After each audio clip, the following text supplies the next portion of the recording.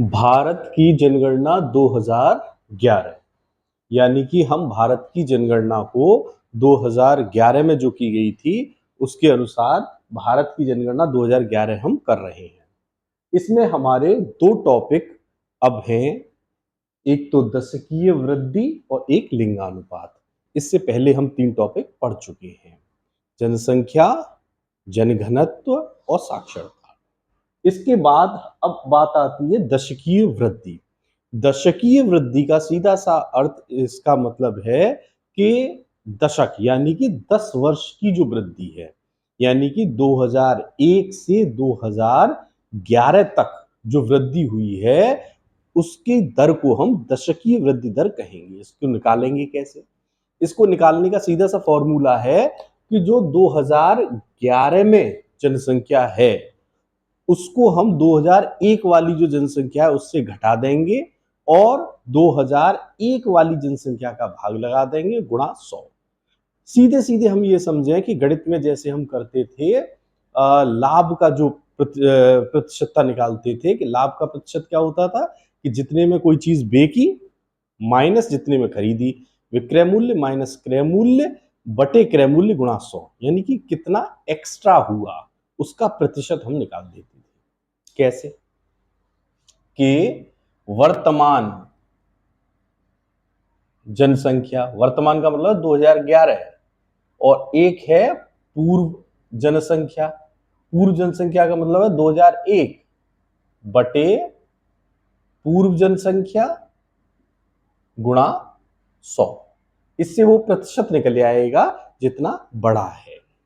इस तरीके से जब हम देखते हैं तो भारत की दशकीय वृद्धि दर 17.7% निकल कर आती है और वार्षिक वृद्धि दर वो 1.64% निकल कर आती है। वार्षिक वृद्धि दर का मतलब है एक वर्ष की।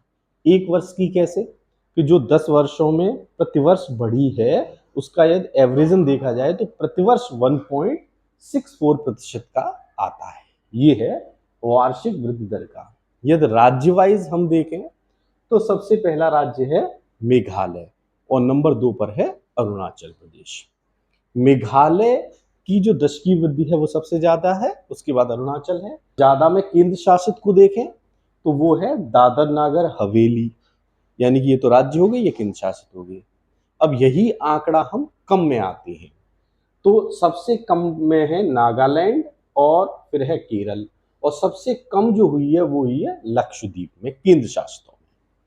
अब इस चीज को थोड़ा सा आप इस तरीके से देखें कि जो नागालैंड है वो सबसे कम तो हुई है, लेकिन 2001 में यही नागालैंड सबसे ज्यादा दशकीय वृद्धि वाला राज्य था और इस बार सबसे कम वाला है। तो इस तरीके से थोड़ा सा कोरिलेट आप कर लीजिए। अब आते हैं हम उत्तर प्रदेश। उत्तर प्रदेश की दशकीय वृद्धि जो है वो 20.2% है, यानी कि 20.2% है दशकीय वृद्धि। और यदि हम वार्षिक वृद्धि दर देखते हैं तो वो 1.85% बैठती है। इन दोनों को हम पहले क्लियर कर चुके हैं। आंकड़ों को थोड़ा सा इस तरीके से आप याद करें कि जिससे वो रहे आए दिमाग में। तो उसके लिए ये है कि इसको हम एक आंकड़ा बना सकते हैं, ऊपर वाला भारत वाला वो है 17 और 16, यानी कि 16 17 16 17 1.6 17। इधर हम 18 20 यानी कि 1.8 और 20, इस तरीके से हम कुछ आंकड़े बना सकते हैं। 16 17 18 20 16 17 18 20 यूपी और इसके। यूपी में जब हम मैक्सिमम में आते हैं दशकीय वृद्धि में तो उसमें नंबर 1 पर आता है गौतम बुद्ध नगर, गाजियाबाद नंबर 2 पर और नंबर 3 पर श्रावस्ती। गौतम बुद्ध नगर गाजियाबाद यानी कि दिल्ली से लगे हुए हैं, इन्हीं की दशकीय वृद्धि सबसे ज्यादा है। तीसरे नंबर पर श्रावस्ती। मिनिमम में हम आते हैं तो नंबर 1 पर है कानपुर, नंबर 2 पर है हमीरपुर और नंबर 3 पर है बागपत। अब जैसे दिमाग में बैठेंगे वैसे आप कर लीजिए। सर्वाधिक जनसंख्या वृद्धि दर वाला जिला, यानी कि जिसकी सबसे ज्यादा वृद्धि दर हुई है, वो कुरुंग कुमे, यानी कि अरुणाचल प्रदेश का कुरुंग कुमे, इसकी सबसे ज्यादा जनसंख्या वृद्धि हुई है दशकीय वृद्धि दर। कुरुंगुकुमे।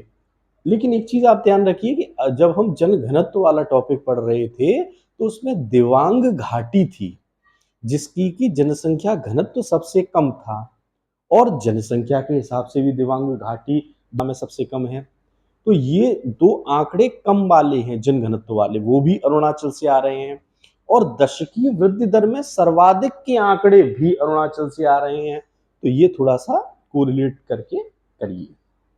यदि हम न्यूनतम जनसंख्या वृद्धि दर वाला जिला देखते हैं तो लागलैंग है, यानी कि नागालैंड जो है वो वैसे भी दशकीय वृद्धि में सबसे कम है, उसी का एक जिला है लागलैंग जो न्यूनतम जनसंख्या वृद्धि दर वाला जिला है।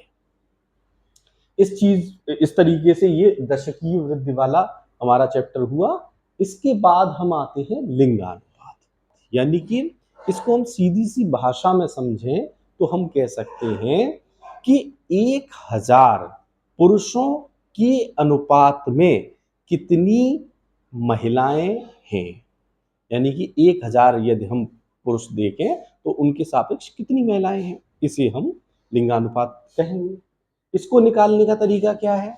चूंकि हम स्त्रियों की ही संख्या का तो वो निकालना है, तो सबसे पहले हम स्त्रियों की संख्या लिखेंगे। हम स्त्रियों की संख्या बटे पुरुषों की संख्या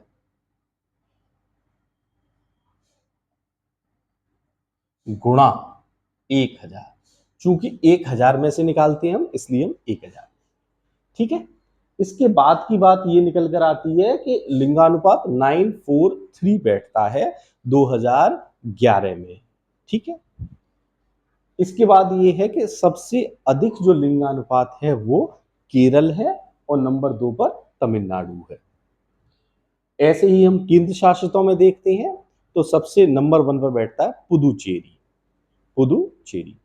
और यदि हम लिंगानुपात को सबसे कम कर वाले आंकड़ों में देखें तो वो है हरियाणा, और केंद्र शासितों में दमन द्वीप।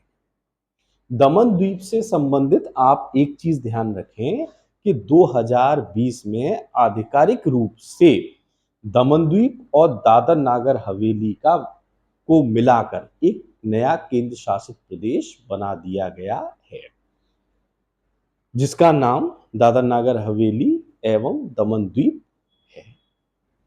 ये सारी बातें हैं। इससे संबंधित आगे बात यह है कि उत्तर प्रदेश का लिंगानुपात 2011 के अनुसार 912 बैठता है। 912 का मतलब है मैक्सिमम सबसे ज्यादा जो है वो जौनपुर में है, फिर आजमगढ़ है, फिर देवरिया है, यानी कि पूर्वी उत्तर प्रदेश वाले जो जिले हैं। फिर है मिनिमम में है गौतम बुद्ध नगर, हमीरपुर और बागपत। अब इसमें बात ये निकल कर आती है कि सर्वाधिक लिंगानुपात वाला जिला जो ऑल ओवर देखे जाए राज्यों में, केंद्र शासित प्रदेशों में, तो सबसे ज्यादा जिस जिले का लिंगानुपात है वो है माहे 1176 है। और चूंकि माहे जो है वो पुदुचेरी का है, एक इससे रिलेटेड एक चीज है कि पुदुचेरी जो है वो केंद्र शासित प्रदेश है, ये 3 राज्यों में पड़ती है पुदुचेरी। इसके 4 जिले हैं जिनमें एक जनम जो आंध्र प्रदेश में पड़ता है, 2 हैं कराईकल और पुदुचेरी, ये पड़ते हैं तमिलनाडु में, और एक है माहे जो कि केरल में पड़ता है। इस तरीके से है यनम, कराईकल, पुदुचेरी और माहे, ये 3 राज्यों में पड़ते हैं। भारत का न्यूनतम लिंगानुपात वाला जिला है दमन, 533।